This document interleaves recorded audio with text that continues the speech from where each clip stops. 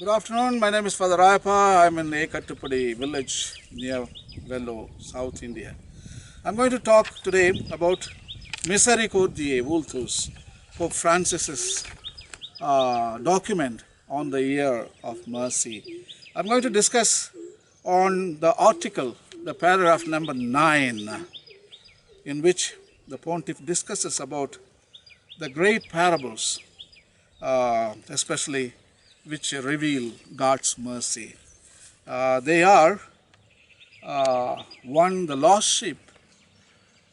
God teaches that the shepherd goes after the lost sheep.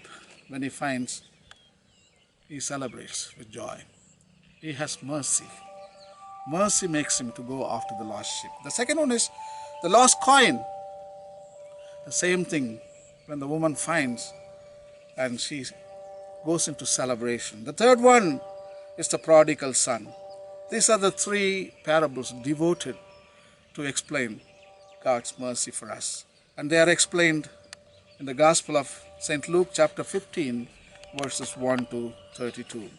And also the Pontiff is talking about the discourse Jesus had with Peter. How many times Peter asked Jesus, how many times I should forgive? We read this event in Matthew chapter 18:22, and Jesus says, I do not say 7 times, but 70 times 7 times. So mercy doesn't have any account. Mercy doesn't have a counting. So it is unlimited. God's mercy is unlimited. And also the Pontiff is quoting the example of the ruthless servant from Gospel of Matthew chapter 18:33, in which the ruthless servant was forgiven by the master, but the ruthless servant, when for him another opportunity he got to forgive his fellow servant, he failed.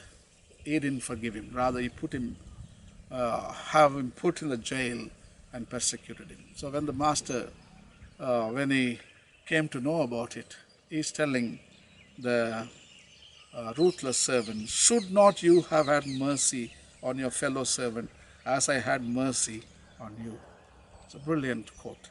So this is what Jesus is all about. His whole mission was the reflection of mercy. His face is God's face, the face of mercy. That is Misericordiae. Vultus means it's a face of mercy. God's face and Jesus' face. And of course, as human beings, our face also should be the faces of mercy.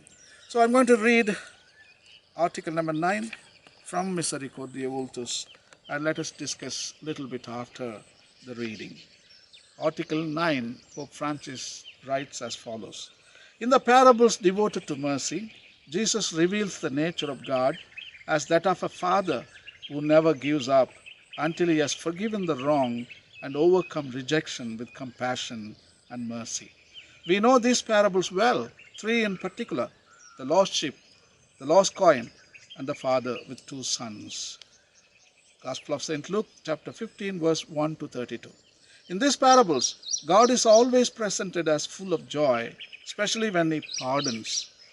In them we find the core of the gospel and of our faith, because mercy is presented as a force that overcomes everything, filling the hearts with love and bringing consolation through pardon. From another parable, we cull an important teaching for our Christian lives. In reply to Peter's question about how many times it is necessary to forgive, Jesus says, I do not say 7 times, but 70 times 7 times. Gospel of Matthew, chapter 18:22. He then goes on to tell the parable of the ruthless servant who, called by his master to return a huge amount, begs him on his knees for mercy. His master cancels his debt, but he then meets a fellow servant who owes him a few cents and who in turn begs on his knees for mercy. But the first servant refuses his request and throws him into jail. When the master hears about the matter, he becomes infuriated and summoning the first servant back to him says, should not you have had mercy on your fellow servant as I had mercy on you? Gospel of Matthew chapter 18 Verse 33. Jesus concludes, so also my heavenly Father will do to every one of you if you do not forgive your brother from your heart. Matthew chapter 18:35. This parable contains a profound teaching for all of us. Jesus affirms that mercy is not only an action of the Father, becomes a criterion for ascertaining who his true children are. In short, we are called to show mercy because mercy has first been shown to us. Pardoning offenses becomes the clearest expression of merciful love. And for us Christians, it is an imperative from which we cannot excuse ourselves. At times, how hard it seems to forgive, and yet pardon is the instrument placed into our fragile hands to attain serenity of heart. To let go of anger, wrath, violence, and revenge are necessary conditions to living joyfully. Let us therefore heed the apostle's exhortation. Do not let the sun go down on your anger. Ephesians chapter 4:26. Above all, let us listen to the words of Jesus, who made mercy an ideal of life and a criterion for the credibility of our faith.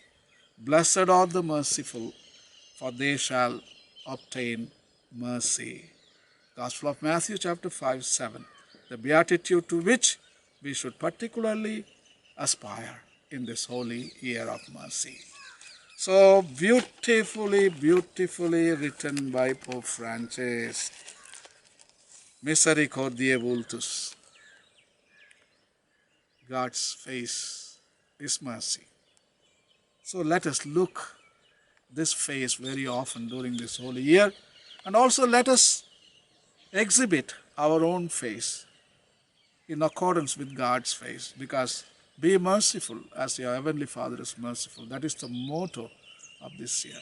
So God's DNA is within us. St. Paul says, the Spirit of God is poured into our hearts, which means we have the same DNA of God.